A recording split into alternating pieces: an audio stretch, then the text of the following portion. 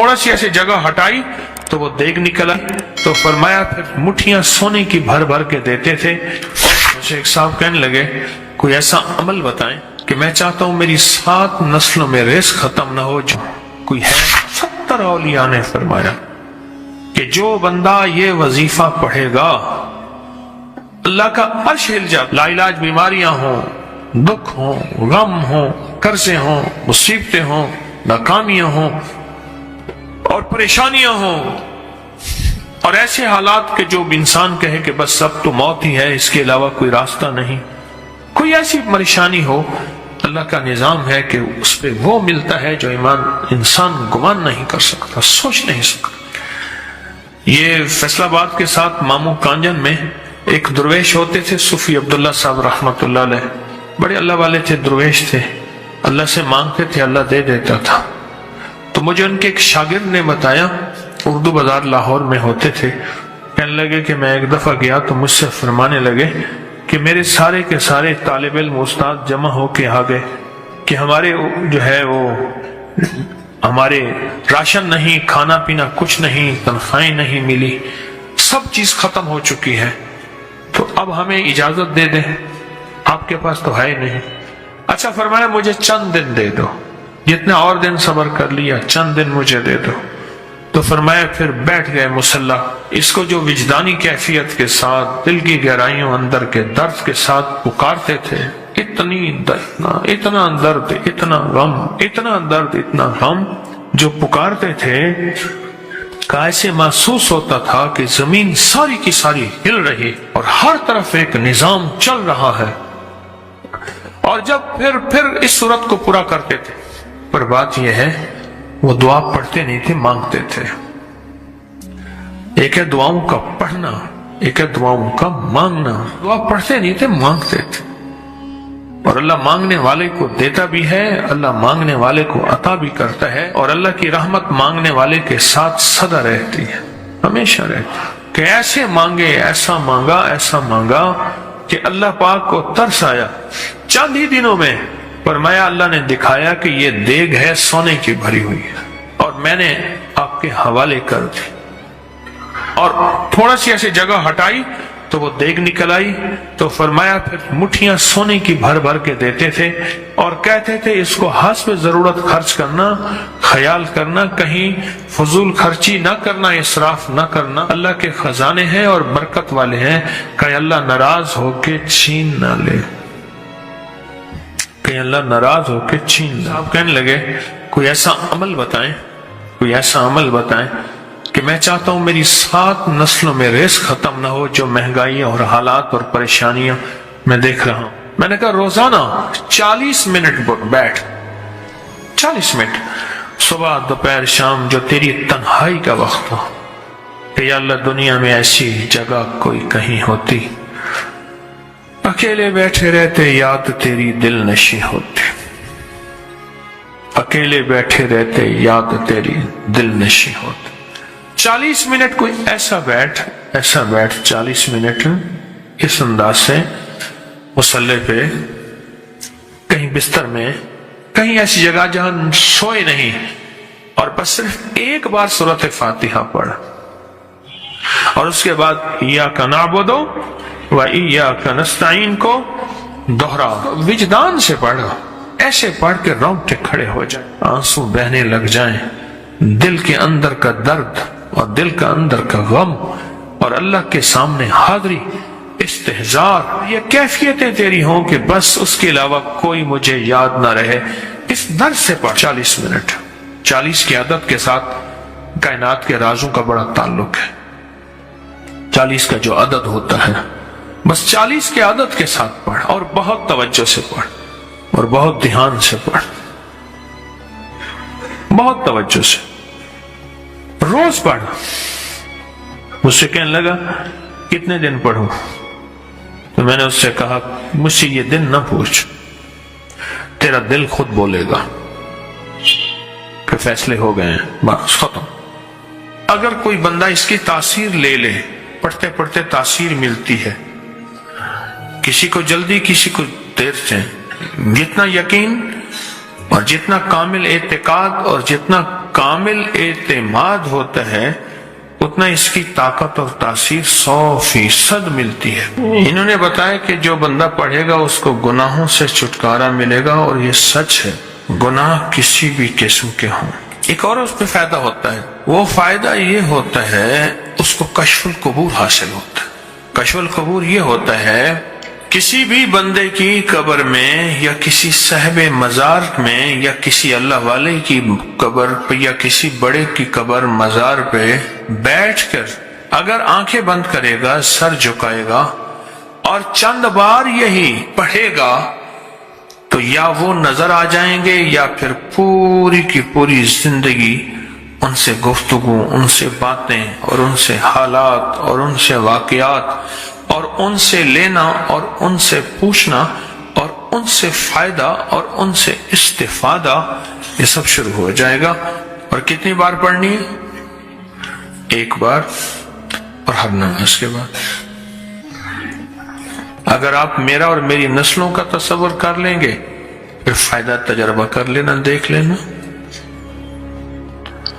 سخت تصور میرا اور میری نسلوں کا۔ اگلا اس کا فائدہ یہ ہوتا ہے کہ اس کو کشف الصدور ہوتا ہے۔ کشف الصدور یہ ہے اس کے سینے میں کیا بات ہے، اس کے سینے میں میرے لیے کھوٹ ہے یا خیر ہے، اس کے سینے میں میرے لیے محبت ہے یا نفرت ہے، اور اس کے سینے میں میرے لیے کیا فیصلے ہیں۔ یہ سب کچھ اس کو ملتا ہے۔ کس کو؟ جو بندہ صرف نماز کے بعد۔ اس کا ایک اور فائدہ اور بھی ہے، سورۃ الہاکم التکاثر کا ایک اور بھی فائدہ زبردست ہے۔ جو چاہتا ہے کہ میری دعاؤں میں خشوع ہو، دھیان ہو، میری نماز وہ ہو کہ جس نماز میں اللہ سے باتیں کروں، وہ نماز جو اللہ سے باتیں کرنے والی نماز، ایسے میں جیسے اللہ سے باتیں کر رہا ہوں، ایسے میں اللہ کو اپنے دکھ سنا رہا ہوں، ایسے جیسے میں اللہ کو اپنے غم سنا رہا ہوں، ایسے جیسے اللہ کے ساتھ راز و نیاز کر رہا ہوں۔ ایسا ایک سجدہ بھی نصیب ہو جائے تو خوش قسمت انسان ہوگا۔ ایک سجدہ بھی نصیب ہو جائے زندگی میں۔ اور جو سورۃ الہاکم التکاثر پڑھتا ہے، سورۃ الہاکم التکاثر، اس کی زندگی میں نماز میں خشوع، دھیان، سجدوں میں دھیان، اللہ کے ساتھ تعلق، تعلق تو جانتے ہیں، تعارف کسے کہتے ہیں؟ جس کو کہتے ہیں معرفت۔ یہ اللہ پاک یہ چیزیں شروع کرا دیتے ہیں۔ سورۃ التکاثر کے فائدے عجب ہیں، کہیں گے تو میں اس کو ہی بتانا شروع کر دوں گا، اس کے بہت فائدے ہیں۔ میں نے تو ابھی بہت سے مضامین آپ کو اور دینے ہیں، بہت سی باتیں اور دینی ہیں۔ سورۃ الہاکم التکاثر، اس کا کیا فائدہ ہوا آپ کو؟ آپ نے کیا بتایا؟ دنیا کا کتنا خوش قسمت انسان۔ حضرت عباس رضی اللہ تعالیٰ عنہ سے کسی نے پوچھا آپ یہ بتائیں کہ ولی کون ہے؟ تو دوسرا بندہ بولا ولی وہ ہے جو دن کو روزہ رکھے اور رات کو تہجد پڑھے اور مصلی سے نہ ہٹے، اس کی روشن راتیں ہوں، روشن دن ہوں۔ وہ نہیں، عباس رضی اللہ تعالیٰ عنہ نے فرمایا نہیں۔ تو فرمایا آپ ہی فرما دیجئے کہ ولی کسے کہتے ہیں؟ فرمایا ولی وہ ہے جو گناہوں سے بچ گیا، ولی وہ ہے گناہوں سے بچ گیا۔ اب اس میں ایک سوال یہ ہے کہ یا اللہ میں بے بس ہوں، تو بے بس نہیں۔ یہ الہاکم التکاثر اس وقت کام آتی ہے جب انسان 100% بے بس ہو جائے کہ اللہ میں نیک بننا چاہتا ہوں، تیرا دوست بننا چاہتا ہوں، تیرا ولی بننا چاہتا ہوں، تیرا قرب چاہتا ہوں، تیری معرفت چاہتا ہوں، تیری محبت چاہتا ہوں اور تیرا ساتھ لینا چاہتا ہوں۔ اے اللہ تم مجھے اپنا ساتھ دے دے اور مجھے اپنا ساتھ دے دے، ساتھ دے دے۔ اور ہوں بے بس، میرے پیچھے نفس اور شیطان ہے، میرے پیچھے شیطانی دنیا ہے۔ اے اللہ میں تیرا دوست بننا چاہتا ہوں اور تیرے مدینے والے کملی والے کے دوست کا دوست بننا چاہتا ہوں۔ اے اللہ میں کیسے کروں؟ میں بے بس ہوں، تو بے بس نہیں، میں بے بس ہوں، تو بے بس نہیں۔ تو اسی لمحے میں اللہ پاک جل شان ہو، اسی لمحے میں اللہ جل شان ہو اپنی مدد کو اس کے ساتھ सूरत तकासुर की वजह से शामिल कर देते हैं, सूरत तकासुर की वजह से, सूरत अल्हाकुम तकासुर की वजह से इसके साथ शामिल कर देते हैं। अल्लाह कहते हैं मेरे बंदे तू बेबस है, तूने मुझे अपने साथ मिलाया है, बता शैतान ताकतवर है या मैं ताकतवर हूँ, नफ्स ताकतवर है या मैं ताकतवर हूँ, जज्बे ताकतवर है मैं ये ताकतवर हूँ, नेगेटिविटी ताकतवर है या मैं ताकतवर हूँ, तो अल्लाह ही ताकतवर है, वो तो अल्लाह ही ताकतवर है, अल्लाह ही ताकतवर है। और जो अल्लाह की ताकत और अल्लाह की कुव्वत को अपनी रहमत के साथ, अल्लाह की रहमत उसके साथ शामिल हो जाए तो उससे बड़ी नेमत और सादत क्या होगी, उससे बड़ी नेमत और सादत क्या होगी। आपके पास किसी और के पास सूरत अल्हाकुम तकासुर का फायदा है? बोले किसी को अल्हाकुम तकासुर का फायदा पहुंचा बताएं। कहने लगे मेरे पास वो अमल जो है, जो आपने अमल दिया है, 4 रकात नमाज नफिल सोते वक्त पढ़नी है इकट्ठे एक ही अत्तहियात के साथ, और उसकी हर रकत में सूरत तकासुर पढ़ना है, अल्हाकुम तकासुर पढ़ना है, अल्हाकुम तकासुर, अल्हाकुम तकासुर पढ़ना है। तो कहा कि मेरा एक रिश्तेदार था निहायत अनपढ़, बिल्कुल, कहते पता नहीं उसको कलमा आता था या नहीं आता था, मुझे यह भी पता है नहीं। तो मैंने उसको ख्वाब में देखा, फिर कहते मैंने पूछा सुना खालू क्या बढ़िया, खालू था, सुना खालू क्या बढ़िया, फिर इस वक्त आप बेगम के पास खड़ी थी तो वो बेगम ने बुलाया इधर और कहने मेरे बात नहीं कर रहा, मैंने एक बच्चे के पास जो उन्होंने कहा ये तस्वीर खाने दे गया था इसके बच्चे। कहने लगा बीवी भी साथ खड़ी थी, तो कहा मुझे, कहने लगा मैंने तेरे साथ नहीं जाना, उसके पास जाना है, ये एक दफा मुझे तस्बीह खाने लेकर गया था, वो उसी की वजह से बच गया, उसी की वजह से बच गया।